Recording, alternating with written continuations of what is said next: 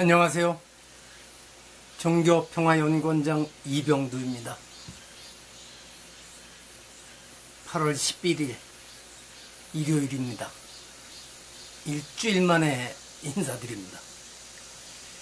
근현대 한국 불교 탄압과 차별의 역사, 오늘은 7번째 순서로 이승만 정권의 농지개혁에 대해서 같이 이야기를 나누어 보겠습니다. 1921년 3월 19일, 불과 3년 전입니다. 3월 19일 법보신문에 전통사찰도 종합부동산세 부과대상, 쭉 기사가 이어지다가 세금 폭탄 우려 확산에 이어 또 닷새 뒤인 24일에는 정부 종부세 부과하려 불교계 기만했다는 제목의 기사가 실렸습니다.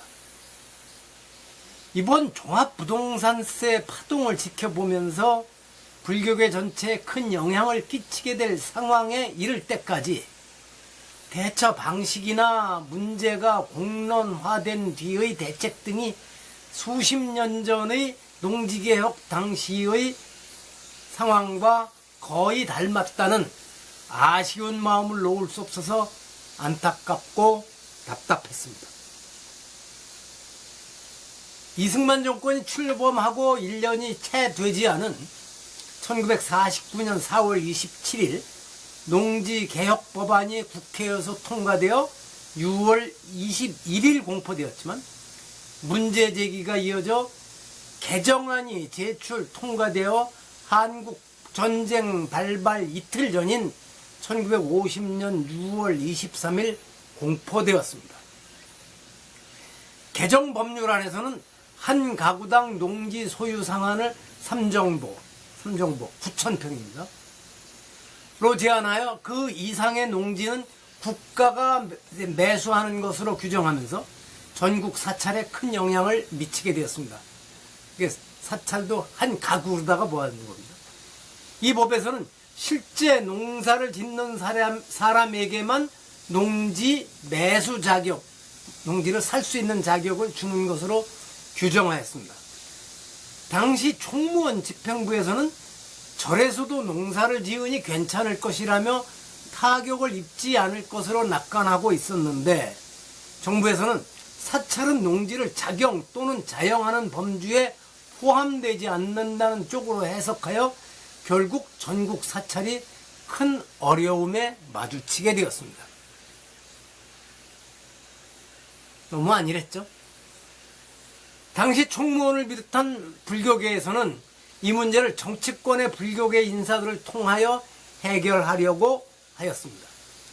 이러한 노력이 효과를 냈는지 아닌지 확인할 길은 없지만 어쨌든 1952년 4월 1일 열린 제52차 국무회의에서 대통령 이승만이 사찰 농지 반환 촉구를 지시하고 사찰 보호와 재원 고갈 대책을 강구하라는 내용의 대통령 담화까지 발표했습니다. 불교계에서도 이 담화에 호응해 총무원 간부들과 조계종 각도 교무위원들이 모여 대책회의를 개최하고 국회의원을 겸하고 있던 총무원장 이종욱 등이 사찰 유지 대책위원회를 구성하였습니다. 그리고 4월 11일 총무원장이 전국 종무원의 농지 개혁으로 인한, 그리고 좀 건너뛰어서 전국 사찰이 황폐하게 된 것은 심히 유감으로 생각하였으나 현명하신 이 대통령께서는 이에 대한 간절하신 관심으로 며칠 전에 사찰 보호에 대하여 긴급히 대책을 강구하라는 유시를 나리시어 4월 1일 제25차 국무회의에서 정식 의결한 바 있었고, 같은 날 내무부 장관이 총무원장을 초청 회담한 바 있었는데, 이는, 그리고 좀 건너뛰겠습니다. 천재일의 호 기회로 감사, 감격, 이런 식으로 시작하는 공문을 보내 이승만에 대한 감사와 충성을 보여주었습니다. 5월 7일 총무원장 지함 이종욱과 당시 정부의 고시위원장을 맡고 있던 범산 김범린이 대통령을 만나 어려움을 호소하자 이승만은 사찰 자경농은 부활시킵시다 하며 불교계를 어루만지고 달래주며 혜택을 주는 듯 보였고, 몇 달이 지난 12월 15일 개최된 제109차 국무회의에서도 사찰에 대하여는 자작할 수 있는 정도의 일정한 농토를 반환하는 등의 방법으로 사찰 보호를 기하라고 다시 지시하였습니다. 얼핏 보면 혜택을 주는 듯이 보이죠. 뿐만 아니라 이승만은 전쟁이 마무리 단계에 있던 1953년 5월 4일 나라마다 사찰과 회당 등 건물은 그 나라 문화적 유전하는 국보이므로 종교상 관계는 막론하고 누구나 다 공유물을 보호하는 직책이 있는 것인데, 우리나라에서는 토지개혁법이 실시된 이후로 사찰에 소속된 전답을 다 국가에서 매입해서 농민에게 나눠주었으므로 그 절의 중들은 먹을 것이 없으니 다 흩어져 버리고, 또 건너뛰겠습니다. 이것은 정부와 민간이 합작하여 힘써야 할 것이니 혹 개인상의 여간 손해가 있을지라도 국가의 공동이익을 위하여 희생하는 것을 달게 여기고 이 위태하게 빠진 사찰을 다 살려내야 할 것이며, 이 중에도 우리나라 역사상의 유명한 사찰들은 정부와 민간에서 합해서 무슨 방법이든지 속히 구제해내지 못하면 우리나라의 손실이 막대할 뿐만 아니라 후세 자손들에게 지금 산 사람이 대답할 말이 없을 것이니 극히 유의 노력해야 할 것이다 하는 담화문을 발표했습니다. 그리고 전쟁이 끝난 1954년 5월 21일 다시 사찰 소유 토지를 반환하라는 담화문을 발표하고 11월 4일에는 이른바 제2차 정화유시를 발표하여 농지개혁에 따라 소장농 등에게 분배된 사찰 소속 농지를 다시 내어주고 그것을 비구승들이 차지하라고 지시하여 이 문제를 불교계 내분에 활용하였습니다.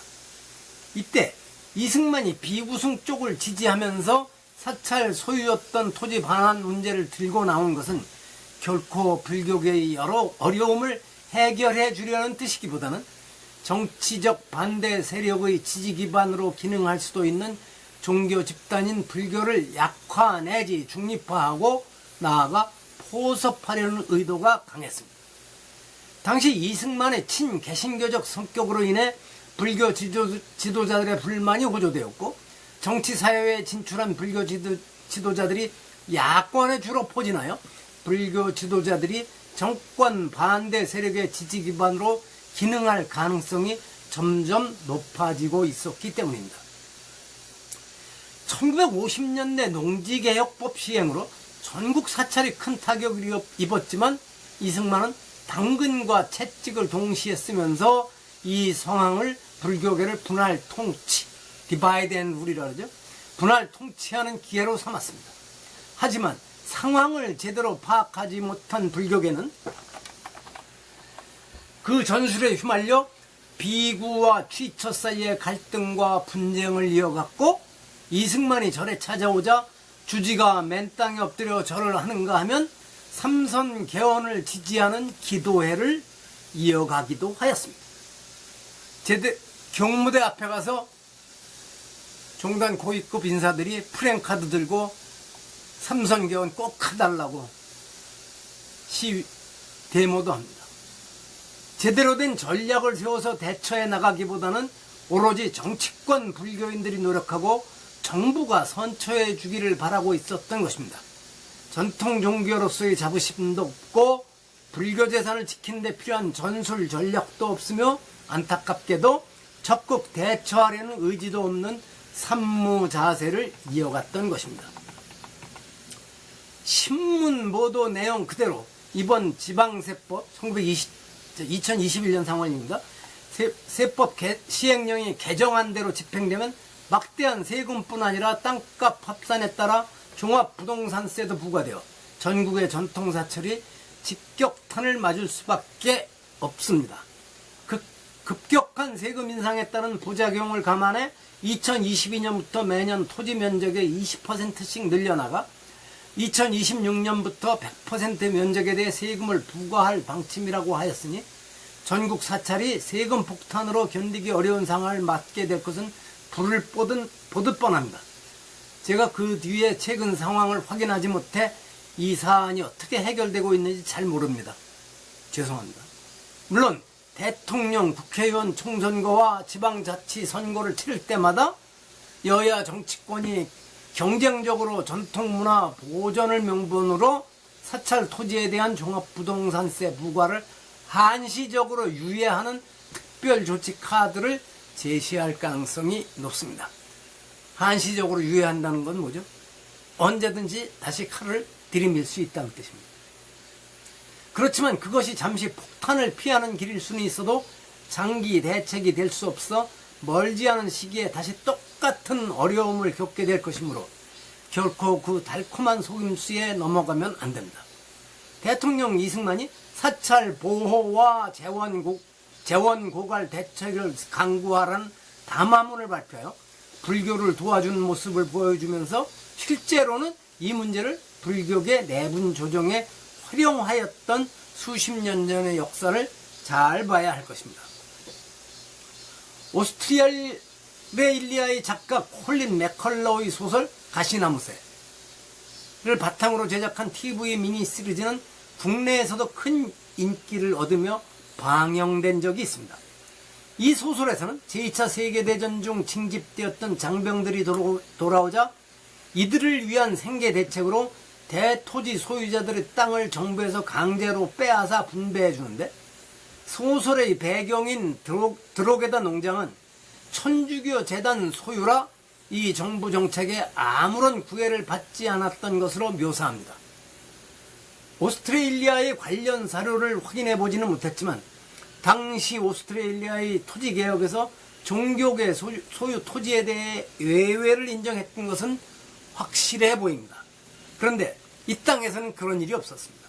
혹 개신교와 천주교가 엄청난 토지를 소유하고 있었어도 그리했을까요? 고개를 가로젓게 됩니다. 실은 차별인지 탄압인지도 모르고 지냈던 것이 불교계였을지 모릅니다.